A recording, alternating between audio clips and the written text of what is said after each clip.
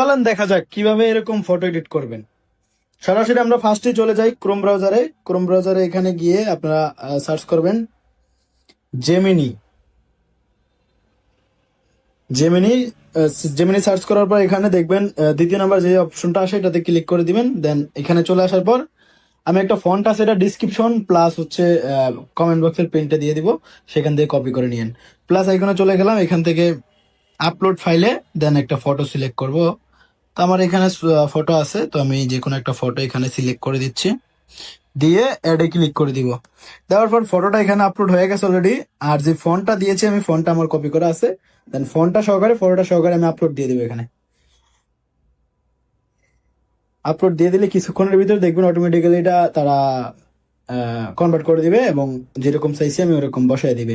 So আপনি চাইলে যে কোনো ছবির মাধ্যমে এটা করতে পারেন, ব্যাপার না। এই দেখতে পাচ্ছেন